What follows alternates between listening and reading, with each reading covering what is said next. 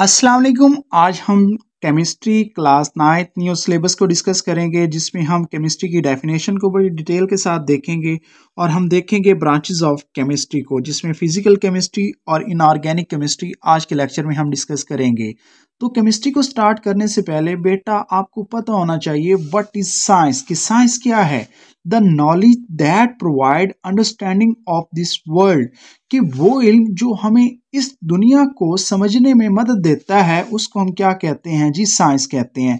Science के आगे branches की बात करें, बायोलॉजी, मैथ, केमिस्ट्री, ये सारी साइंस की क्या हैं जी, ब्रांचेस हैं। तो अब हम देखते हैं व्हाट इज केमिस्ट्री। केमिस्ट्री की डेफिनेशन को हम देखते हैं। अगर आपने इसकी डेफिनेशन को समझ लिया तो केमिस्ट्री आपके लिए बिल्कुल मुश्किल है ही नहीं। Chemistry is the branch of science, की केमिस्ट्री साइंस की एक ब्रांच है which deal with the properties, के जिसमें हम प्रॉपर्टीज, जिसमें कंपोजिशन की बात करते हैं कि किन किन चीज़ों के साथ मिलके बनी है, स्ट्रक्चर की बात करते हैं कि उसकी साथ क्या होगी, ऑफ सब्सटेंस। अब यहाँ पे क्वेश्चन जी है कि what is substance. The pure form of matter is known as substance, के मैटर की सबसे खालिस हालत को हम सब्सटेंस कहते हैं। अब यहाँ पे हमने तीन चीज़ों को डिस्कस किया, एक प्रॉपर्टीज को, दूसरा कंपोजिशन को, तीसरा उसकी स्ट्रक्चर को। अब हमने सबसे पहले वन बाय वन इन तीनों चीजों के बारे में देखते हैं। प्रॉपर्टीज क्या है, तो बेटा बेसिकली दो तरह की प्रॉपर्टीज होती हैं, एक फिजिकल प्रॉपर्टी, दूसरा केमिकल प्रॉपर्टी। अब फिजिकल प्रॉपर्टी क्या है, कि मैटर की ऐसी प्रॉपर्टी जिसमें उसकी ज़ाहिरी हालत तो चेंज होगी लेकिन उसका फार्मूला सेम रहेगा। जैसा कि मिसाल के तौर पे आपके पास है जी पानी, तो वाटर का क्या फार्मूला होता है, H2O, वाटर का फार्मूला होता है। अगर इस पानी को मैं फ्रिज के अंदर रख दूं तो फिर क्या हो जाएगा जी, आइस बन जाएगी। और अगर इस आइस को उठा के मैं इस किसी मतलब कि चूल्हे के ऊपर रख देता हूं, या फिर वैसे ही किसी तरीके से इसका टेम्परेचर इंक्रीज कर देता हूं या फ्रिज से बाहर रख देता हूं, तो दोबारा पानी बन जाएगा। तो इससे आपने देखा कि लिक्विड से सॉलिड स्टेट में चेंज हुआ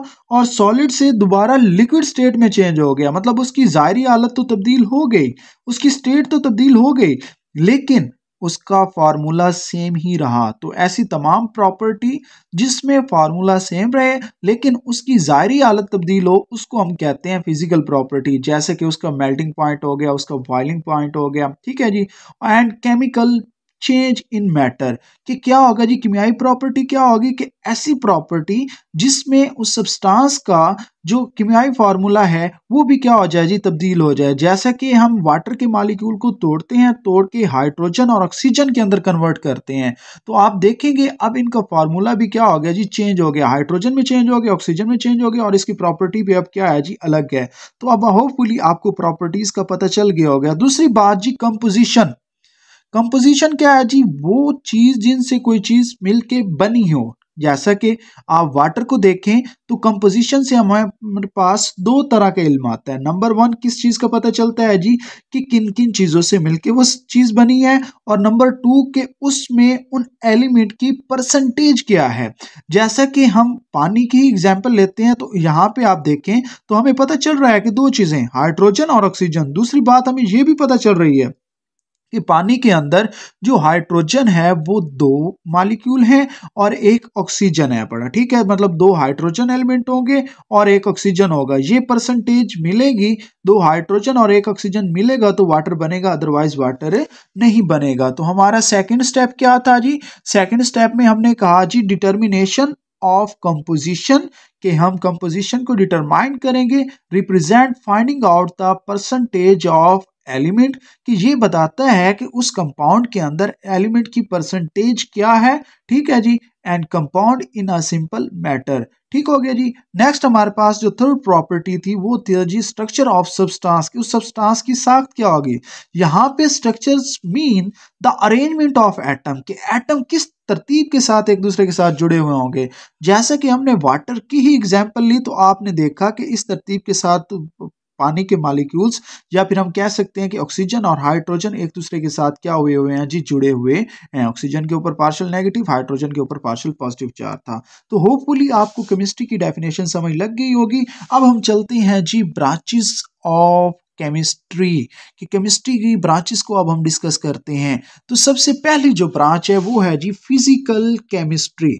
फिजिकल केमिस्ट्री क्या है इसको हम डिटेल्स के साथ आज देखते हैं। दिस ब्रांच इन्वेस्टिगेट, कि इस ब्रांच में हम इन्वेस्टिगेट करते हैं हाउ सब्सटेंस, कि किस तरह substance behave at atomic level and molecular level. इन दो चीजों को समझना बहुत ही इंपॉर्टेंट है कि किस तरह कोई भी सब्सटेंस एटॉमिक लेवल पे कैसे बिहेव करती है और मॉलिक्यूलर लेवल पे कैसे बिहेव करती है। फॉर एग्जांपल यहाँ पे एक मैं इक्वेशन लिख रहा हूँ Na positive plus Cl negative give us हमारे पास NaCl।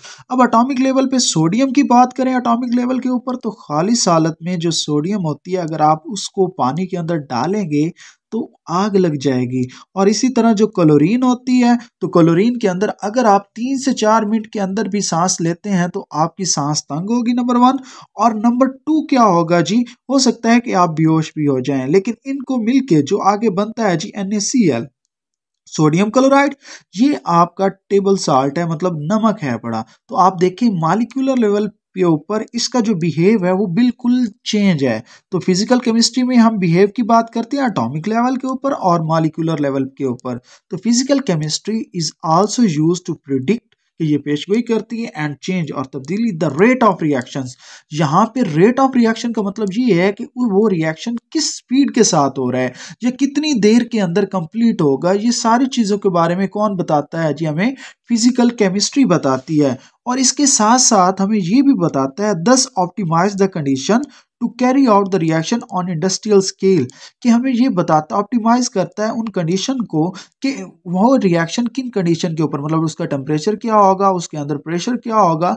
अगर ये कंडीशंस आप देंगे, ऑप्टिमम कंडीशन देंगे, तो तभी जाके प्रोडक्ट बनेगा, अदरवाइज प्रोडक्ट नहीं बनता। मिसाल के तौर पे आप देखें जी, हमारी फिजा के अंदर हाइड्रोजन भी मौजूद है, ऑक्सीजन भी मौजूद है, लेकिन कभी भी हाइड्रोजन ऑक्सीजन एक दूसरे के साथ मिल के वाटर नहीं बनाएंगे जब तक उन्हें कोई ऑप्टिमम कंडीशंस ना दी जाएं। उसके बाद है जी हमारे पास सेकंड जो डेफिनेशन है वो है जी inorganic chemistry. What is inorganic chemistry? अब इनऑर्गेनिक केमिस्ट्री क्या है जी? It is the study of synthesis, compositions, properties and structures of element, कि हम देखेंगे कि कोई भी एलिमेंट सिंथेसिस कैसे होता है, वो किन किन चीज़ों के साथ मिलकर बनता है, उसकी फिजिकल और केमिकल प्रॉपर्टीज क्या है, उस एलिमेंट या कंपाउंड की साख्त क्या है। दैट कंटेन लिटल, लिटल का क्या मतलब है, बहुत कम मिकदार में कार्बन होगी, और नो कार्बन या फिर कार्बन होगी नहीं, इनको हम कहेंगे इनऑर्गेनिक केमिस्ट्री। लिटल कार्बन के साथ मैं एग्जांपल दूं, carbon monoxide, carbon dioxide, it's mean little carbons. अगर हम इसकी एप्लीकेशन और यूज की बात करें तो फर्टिलाइजर में इसकी एप्लीकेशंस होती हैं, मेडिसिन इंडस्ट्री के अंदर होती हैं, कैटलिस्ट के तौर पे काम करते हैं, पिगमेंट के तौर पे काम करते हैं और कोटिंग इंडस्ट्री में काम करते हैं। तो ये था आज का हमारा बिल्कुल आसान और सिंपल सा लेक्चर, जिसमें हमने देखा इंट्रोडक्शन टू केमिस्ट्री और साथ में हमने डिस्कस किया ब्रांचेस ऑफ केमिस्ट्री को। इंशाल्लाह मिलते हैं अपनी नेक्स्ट वीडियो की जानिब। अगर आपको हमारा लेक्चर पसंद आया हो तो हमारे चैनल को सब्सक्राइब करें, बेल आइकन पे क्लिक करें। शुक्रिया, अल्लाह हाफिज़।